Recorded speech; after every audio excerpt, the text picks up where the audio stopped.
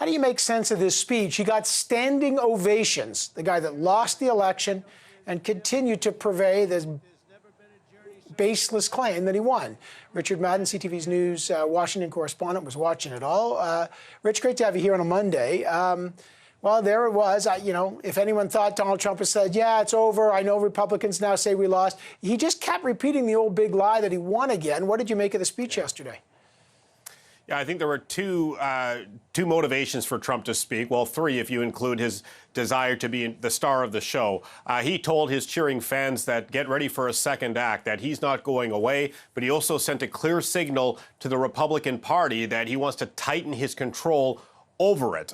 You heard him saying and floating that he might run again in 2024. He's going to set up a super PAC where he will fund and endorse candidates that align with his nationalist worldview. And finally, he named Republicans who voted to impeach him for inciting that insurrection. He named them, he attacked them, and he threatened revenge against them. So clearly, this is a former president who doesn't want to fade away into the background. He might not have the trappings of the presidency, the Air Force One, the podium, the seal, but he is clearly making his voice heard.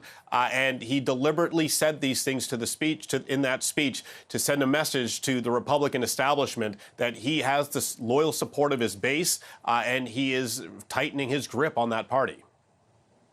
Well, he does. I mean, he was attacking the Mitch McConnells, obviously the Mitt Romneys, the Liz Cheneys. Yeah. These are big names, all of whom blamed him for the insurrection, voted to impeach. Is it safe to presume that he'll be the presumptive Republican nominee for 2024, or will he eventually fade away? I think it's. I wouldn't say it's a safe bet he's going to be the nominee in 2024. You can say that now, but perhaps over time he will eventually go away. As I was mentioning earlier, he doesn't have the trappings of the office, so that magic seemed to be fading away somewhat. He was recycling a lot of his greatest hits, a lot of his lies, of course, even attacking the Supreme Court for going against him. So that kind of shtick, it can last for a while, but there was a straw poll done by the attendees who attended that conference, and just 55% in a secret ballot said they would support him if he ran again. So that is a surprisingly low number for the star of the show. That said, there are other Republicans you should keep your eye on who didn't, or who really haven't gone full on endorsing Trump. One is Kristi Noem, the governor of South Dakota. Keep your eye on her. I think Nikki Haley is also watching behind the scenes to see how this plays out. And of course, Florida Governor Ron DeSantis, who is viewed by many on the far right as, Trump 2.0. So there are other Republicans waiting in the wings. It just depends on how long Trump can keep this energy up. Keep in mind, he doesn't have that social media presence, but he does have support on the far right cable channels, from Fox News to Newsmax to One America. So he still has that platform. He just doesn't have that megaphone bullhorn that he had in the 4 years that he was president. Yeah, just before I let you go, is the Republican Party showing any signs of a split? Or, I mean, CPAC's not necessarily the best gauge. It's a certain hardcore members of the party who are lavishing Donald Trump with praise, at a golden statue of him, for goodness sakes.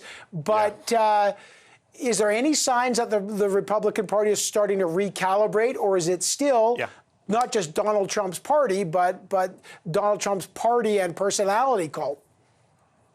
That's exactly it. CPAC is not an accurate barometer of where the Republican Party is. It is that one far right, hard right element of that party. There's still the establishment Republican Party, the Mitt Romneys, the McConnells, and so forth. And there are never Trumpers in the GOP who are raising money and setting up their own super PACs to fund candidates who espouse the more centrist conservative policies and outlook. So make no mistake, although Trump says on the one hand he's united the party, they're united behind him, there's a whole slew of Republicans who are looking to distance themselves from the former president, who are trying to go it alone. So this party is fractured right now. It appears Trump has the upper hand, but ultimately The real test, I think, Evan, is going to be in the midterms 2 years from now. Trump has vowed to play an active role and recruit and support candidates that espouse his worldview, but we'll have to see where the voters go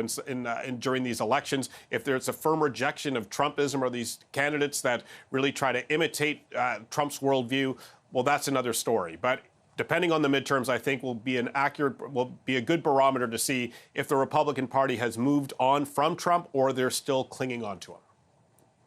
Well, he made a strong show that he's still got a big, big constituency within that party. Richard Madan in Washington. Thanks, Rich. Great to have you on the show. Yeah, you too, Evan. And you will always be the star of this show. Right. And I like when you drop the Yiddish, like shtick. This is fantastic. It really warms my heart.